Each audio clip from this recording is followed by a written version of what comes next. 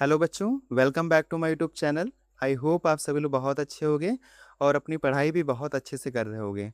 तो आज से हम क्लास 12 का एक नया सब्जेक्ट स्टार्ट करने जा रहे हैं जिसका नाम है हिंदुस्तानी म्यूज़िक वोकल और जिसका सब्जेक्ट कोड है 034। तो इस सब्जेक्ट में जैसा कि आपको पहले से पता होगा 70 मार्क्स का प्रैक्टिकल होता है और 30 मार्क्स का क्या होता है, आपका थ्योरी पार्ट होता है। तो इस चैनल के माध्यम से मैं आपको इस सब्जेक्ट के मतलब कि म्यूज़िक के थ्योरी के सारे लेक्चर देने वाला हूँ, वो भी बिल्कुल फ्री में। और ये क्लासेस जो होंगी आपकी, ये दोनों लैंग्वेज में होंगी, हिंदी प्लस इंग्लिश में। तो बिल्कुल घबराने की ज़रूरत नहीं है, आपको नोट्स इसके हिंदी प्लस इंग्लिश दोनों में मिल जाएंगे, ठीक है। तो इस कड़ी में यूनिट फर्स्ट हम लोग स्टार्ट करने जा रहे हैं और यूनिट फर्स्ट का पहला टॉपिक है अलंकार। अब अलंकार क्या होता है और इसका अर्थ क्या है, तो हम इस लेक्चर में जानेंगे। तो सबसे पहला हमारा टॉपिक है अलंकार। संगीत में अलंकार का अर्थ है आभूषण या गहना, ठीक है। इन म्यूजिक द वर्ड अलंकार मीन्स ऑर्नामेंट और ज्वेल। जैसे आभूषण पहनने से मनुष्य की सुंदरता बढ़ती है, उसी प्रकार संगीत में अलंकारों के प्रयोग से रागों और स्वरों की सुंदरता में वृद्धि होती है। Just as ornaments enhance the beauty of person, similarly the use of alankars in music enhance the beauty of ragas and swaras। अब स्वराज क्या होता है? स्वराज होता है म्यूजिकल नोट्स आपके, ठीक। जैसे सा रे गा मा पा धा नी सा, ये सारे हम नोट्स पढ़ते हैं, तो इन नोट्स को क्या बोलते हैं हम लोग? म्यूजिकल नोट्स बोलते हैं, ठीक है। अब अगर आपको डिफिनेशन लिखने को आ जाए कि अलंकार की डिफिनेशन लिखिए तो क्या लिखेंगे? तो स्वरों के एक निश्चित क्रमबद्ध तथा नियमबद्ध स्वर समुदाय को क्या कहते हैं? एक अलंकार कहते हैं, ठीक है। A fixed systematic and rule based arrangement of musical notes is called an अलंकार। तो आई होप आपको अलंकार की डिफिनेशन मतलब अलंकार का अर्थ क्या है, अलंकार का यूज क्या होता है और अलंकार की डिफिनेशन, ये तीनों समझ में आ गई होंगी। अब हम बढ़ते हैं अलंकार के पार्ट्स पर, ठीक है। तो बेसिकली अलंकार के दो भाग होते हैं। पहला भाग क्या कहलाता है? आपका आरोह कहलाता है और दूसरा भाग क्या कहलाता है? अवरोह कहलाता है। There are two parts of alankar. First is aroh. आरोह को क्या बोलते हैं हम लोग? असेंडिंग मूवमेंट बोल सकते हैं और अवरोह को डिसेंडिंग मूवमेंट हम बोलते हैं, ठीक है। अलंकार का जो अवरोह होता है वो आरोह का ठीक उल्टा होता है। अब जो अवरोह है वो उल्टा होता है, इसलिए अलंकार को हम क्या कहते हैं? पलटा कहते हैं, ठीक है। जैसे आदमी में कोई अगर अपनी बात से पलट जाता है तो क्या बोलते हैं? हम उसको पलटू बोलते हैं। उसी प्रकार जो आरोह है जब वो पलट जाता है तो क्या उसको बोलते हैं? पलटा बोलते हैं, ठीक है। द अवरोह ऑफ अलंकार is exactly the reverse of its आरोह, देयरफॉर एंड अलंकार इज कॉल्ड अ पलटा, ओके। प्रत्येक अलंकार में मध्य सा से तार सा को आरोही वर्ण बोलते हैं, ठीक है।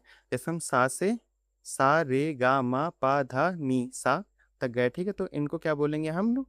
आरोही वर्ण बोलेंगे। और तार सा से मध्य सा को क्या बोलेंगे हम? अवरोही वर्ण वर्ण बोलेंगे, ठीक है। जैसे सा नी धा पा मा गा रे सा, यहाँ तक वापस आए, ठीक है, तो इसको क्या बोलेंगे हम? अवरोही वर्ण बोलेंगे, ठीक है। अब इन एवरी अलंकार the movement from middle Octave सा टू हाई ऑक्टेव सा, ध्यान रखिएगा, मिडिल ऑक्टेव सा टू हाई ऑक्टेव सा इज कॉल्ड अ आरोही वर्ण and the movement from high Octave सा टू मिडिल ऑक्टेव सा इज कॉल्ड द अवरोही वर्ण।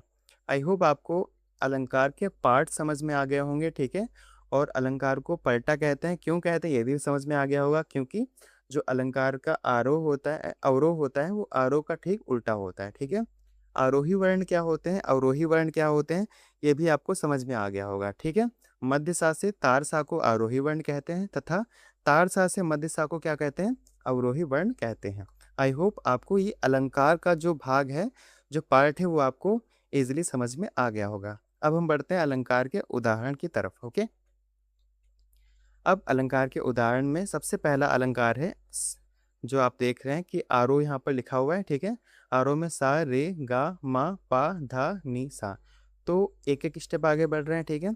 जस्ट इसका अवरोह क्या होता है? उल्टा होता है, ठीक है। अब आप देख सकते हैं कि सा रे गा मा पा धा नी सा लिखा हुआ है, अब यहाँ पे सा नी धा पा मा गा रे सा लिखा हुआ है, तो अवरोह क्या हुआ? आरोह का उल्टा हुआ, इसलिए इसको अलंकार को क्या बोलेंगे हम? पलटा बोलते हैं, ठीक है।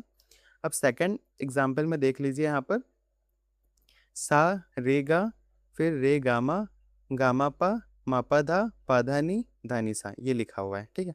अब यहाँ पर देख लीजिए एक पैटर्न को फॉलो करते हुए अगला स्वर समुदाय लिखा हुआ है। जैसे सारेगा यहाँ पर लिखा हुआ है, 3 लेटर यहाँ पर लिखे हुए हैं।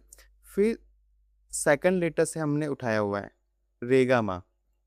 फिर आपको थर्ड लेटर से मैंने लिख उठाया हुआ है यहाँ पर गामा पा, फिर मापा धा पा धा नी धा नी सा। तो ये एक सीक्वेंस को फॉलो कर रहे हैं, एक पैटर्न को फॉलो कर रहे हैं, ठीक है। जस्ट इसका जो अवरोह होगा वो वापस सा नी धा पा मा गा रे सा। तो जो आपकी डेफिनेशन थी a fixed systematic and rule based arrangement, मतलब एक सिस्टमैटिक ढंग से होना चाहिए और कुछ ना कुछ उसमें रूल लगना चाहिए, तो उसको क्या बोलेंगे हम, अलंकार बोलेंगे, ठीक है। स्वरों के एक निश्चित क्रमबद्ध तथा नियमबद्ध स्वर समुदाय को अलंकार बोलेंगे। तो आई होप आपको अलंकार क्या होता है, अलंकार के भाग क्या होते हैं और अलंकार के एग्जाम्पल वो सारे सबको समझ में आ गया होगा, ठीक है। तो यहाँ पर आपका अलंकार का जो टॉपिक है वो पूरा कंप्लीट होता है। अगले वीडियो में हम नेक्स्ट टॉपिक को कवर करेंगे। तब तक के लिए पढ़ते रहिए और मुस्कुराते रहिए। जय हिंद, जय भारत।